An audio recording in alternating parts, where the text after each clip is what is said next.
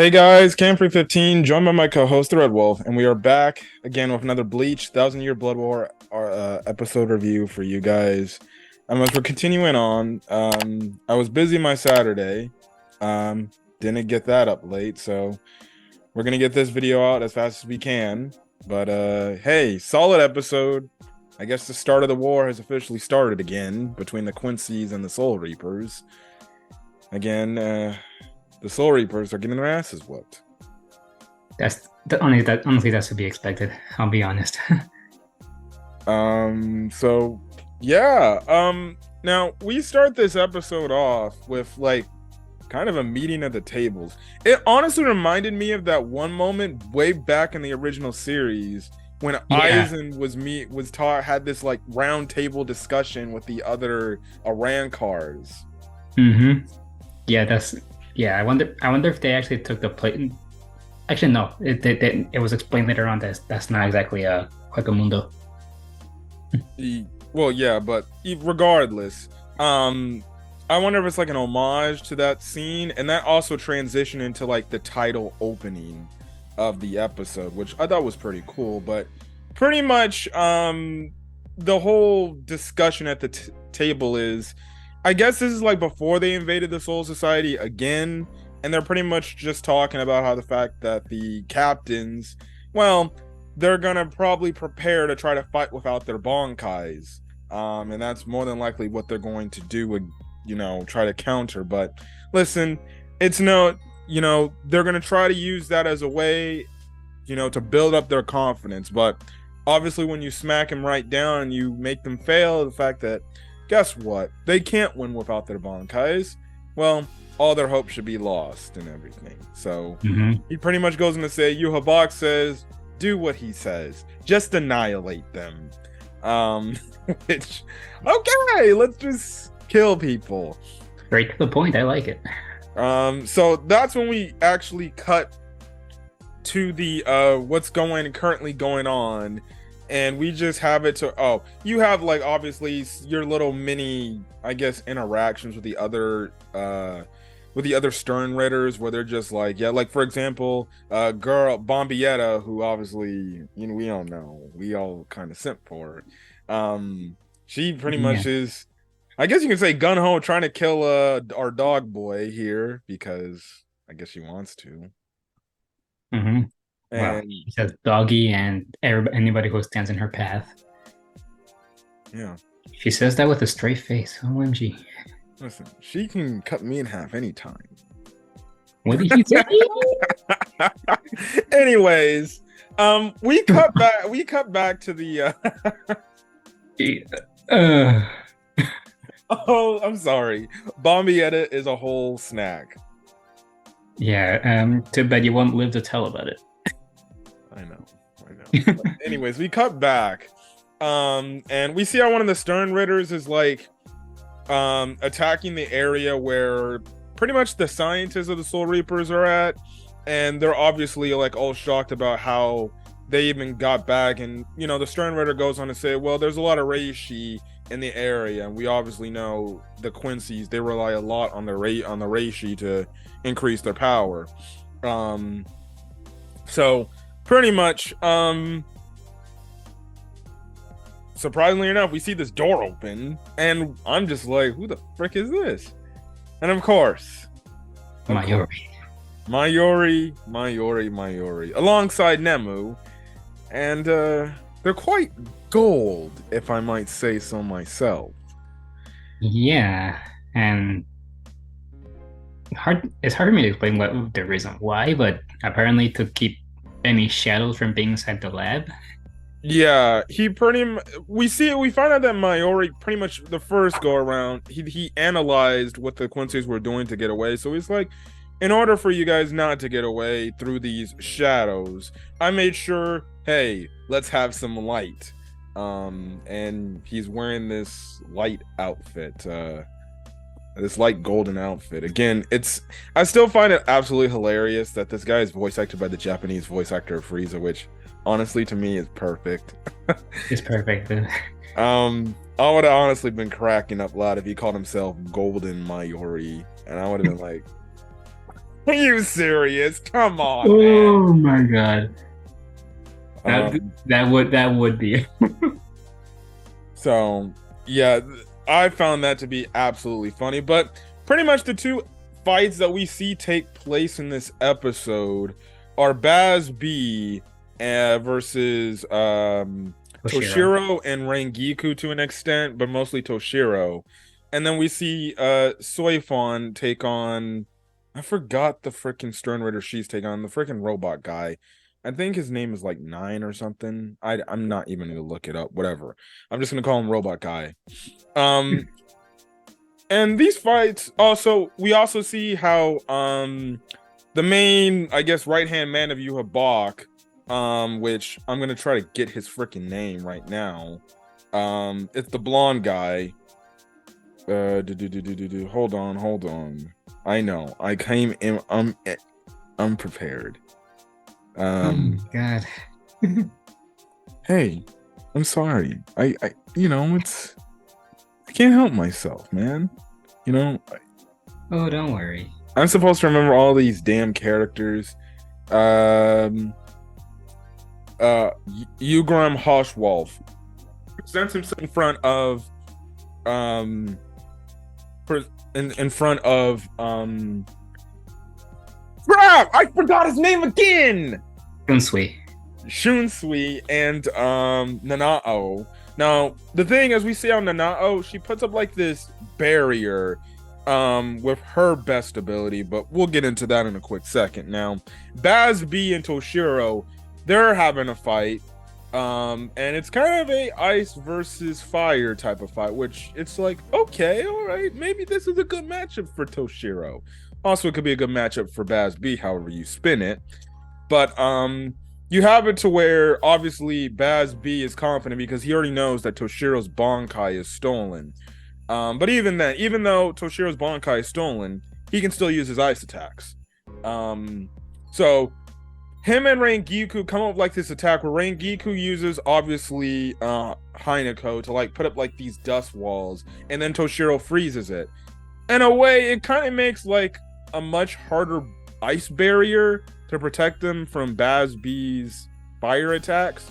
Which, hey, I was like, okay, maybe this could work.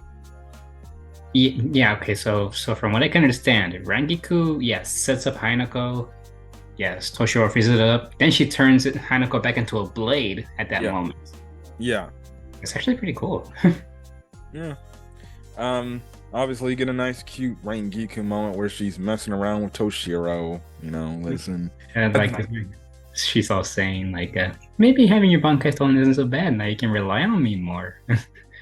That was a good one because let's be honest, I love Rangiku, but to some extent, she can sometimes be a little useless. Yeah. Yeah. That was a funny little scene. Obviously, you get the playful Rangiku that she always, I guess, can be. And obviously Toshiro's like, stop it, Rangiku. Focus on the battle, damn it. But as quick as it looks like they got, I guess, some good shots on Baz B. Like, there was actually moments where there was the one shot where they actually tripped him up. I legitimately thought, I'm like, wait, did they actually win? Did they kill this guy? Because they got a good shot too, because they caught him by surprise. And I'm like, maybe they might get some casualties back. And okay, I'm down for this. We already know Baz B, he's pretty upset about Uryu being pretty much the successor. I'm like, okay, maybe this is his comeuppance. He dies and everything, but that does not happen. Let's cut over to Soifon real quick first. Should we? I just want to get this fight out the way. You sure? Might as well. Okay. Baz B is okay. Now, the reason why Baz B is okay is because, well, albeit Toshiro's emitting ice, his ice is weaker or more thin. Again, obviously, it's not strong enough to take him out. Now, if he was like in his Bankai state, maybe there would be a difference, but obviously that doesn't happen. And that happens when Toshiro pretty much is on the defensive. because he's getting his ass kicked by Baz B. And that ends up resulting in him getting slashed down pretty much. And now he's, I'm guessing, on the brink of death, my guess. I honestly don't think he's good. I honestly don't think he's dead. Because I don't think he's dead. As for Siphon, yes. Now, I have no idea. we start out this whole Soifon thing, with the fact that we see Almeida, obviously the lieutenant, pretty much around his sister, which I think they in the past they referenced he has a sister or sisters. I think this is the first time we actually see them. I don't remember. It's been a while since I've seen the original series of Bleach. But he's pretty much telling his sister, like, hey, it's gonna be okay. Just get out of here, get somewhere safe, hide yourself, because I gotta obviously protect the Soul Society. He's going on his whole spiel and everything. Then that's when he's confronted by the Stern Ritter that pretty much took Soifon's Bankai. Now, what is the question that this guy keeps asking him? Where is your captain, Soifon? Constantly. Yes, and what happens to our poor man Almeida? He kept getting stabbed and tortured and even even threatened by threatening to kill his little sister right there. Yes, which he ended up protecting his sister. Like, I legitimately thought, like, and it was a good cop out too. Good cop out, because I legitimately thought when he focused his like impaling like fingernails or whatever at his younger sister, and then they saw the blood show. I'm like, they did not just kill his sister. But then they showed, oh no, he took the hit himself, and I'm just like, oh, thank goodness. I was about to say, I was like, oh man, we will be scarred if she got stabbed.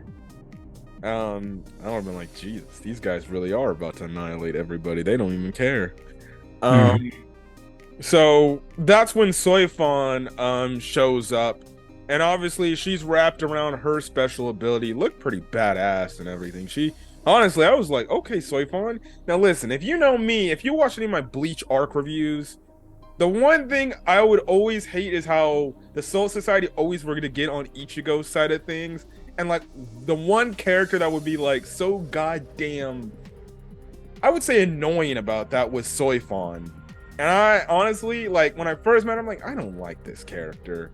I grew to like her, but I'm like, I'm sorry, but she's just an itch. Like, my God, does she not? She just keeps complaining about something. She comes across that character, but for once, I was like, okay, Soifon, I'm seeing you do all this stuff right now on my screen. I see the side boob from your, because I kept going in the side. Of course, you gotta have your little fan service. Now it's not as good as Yamato's side boob, but whatever. Anyways, if you get that reference, you'll understand if you watch One Piece. Yeah, I think we all know at this point. One Piece is something really big nowadays. Oh yeah, sure. Yeah. I get it. I get the joke. Anyways, Soifon's looking all badass and everything. She's throwing this guy around. She's got the Shunko ability around her, and I'm like, okay, Soifon, you're about to freaking make me a simp. Okay, I can respect it.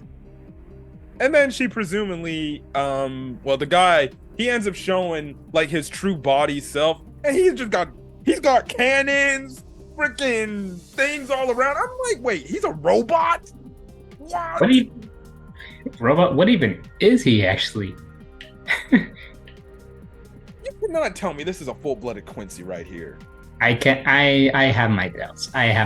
Unless because originally before Soifon showed up, this guy pulled out like he created like a whole ass like machine gun, like a turret really. And I was about to be like, sir, where did that come from? What if this is a robot with a soul of a Quincy controlling it? Potentially. Because remember, these Quincies were dead at one point. Potentially, that could be the case. I want to know. I never read the Thousand Year Blood War arc manga. So, maybe that's the case. So yeah. Anyways, like I said, it's looking all good and dandy and fine and everything. Next thing you know, and this is when we're gonna cut back. We cut back to a Quncies and Nanao, and Hoshwolf is pretty much telling Nanao like, okay, that's nice that you buffered yourself up to learn, I think keto or whatever. Yeah. Nanao's best at, but Hoshwolf is like, your only problem is you didn't teach it to the other Soul Reapers, so you're pretty much. He got her there. He got her there. He pretty much said, you just strengthening yourself is fine, but you didn't do it for your other, allies. So don't be afraid if they start dropping like flies because of that. At least, and the crazy part is, he says, you see, if they had learned that, they might have actually stood a fighting chance. Still pretty much referencing the fact they would have probably died, but it would have given us a little bit of a problem until we ended up killing you guys. And that's obviously when you see Toshiro get down, and then Soifon, oh my gosh. She gets like impaled through her like hand or her arm or forearm. And the next thing you know, the guy comes out of nowhere and blows her up. Yeah. At first I thought she was gonna lose her arm again, but then she just gets annihilated. And I'm just like, okay. Maybe Toshiro. Okay, maybe there's a chance he's still alive. But Soifon? Soifon, I think she's dead. Oh, man. There's absolutely... I'm sorry, if she's somehow still alive, I need an explanation. But I'm sorry. That was a straight up point blank explosion. I kind of hope she's alive, but... Listen, if that's how Soifon goes out, well, at least she made me simp for like 10 minutes and then gone. Not even 10 minutes, just 5 minutes. You're probably right about that. So that's not going well now. And obviously we cut back to Mayuri. He's saying like, oh, the spiritual presence of Soifon and Toshiro have disappeared, and Mayuri makes a mention. He's like, that means I'm the only captain without a Bankai. Now the interesting thing with this entire statement is Uehara gives a call to Mayuri, and apparently he found out a way to have the captains who are missing their Bankais to get their Bankais back. How that's gonna work, I have no clue, but I guess we'll find out next week. We get the ending.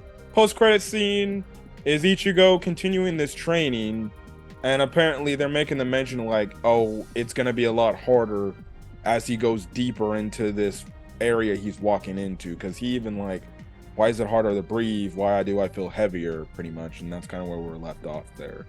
So pretty interesting to see what's gonna happen now. I'm gonna be interested to see what happens next. I think clearly we can probably see that we're gonna find next week is probably gonna be around how the captains will probably get their Bankais back. Now, will that potentially, I guess, revive them or in some sort of weird way? I don't know. Soifon, I don't know. Maybe not, because she's dead. Mayuri, we know his Bankai's on a whole nother level, and Toshiro definitely could look like he could use his Bankai as well. So we'll see. We will see. Also, it sucks because too bad that Yamamoto's dead, because now he can't get his Bankai back. But well, it is what it is. But another solid episode of Bleach 1000 Year Blood War.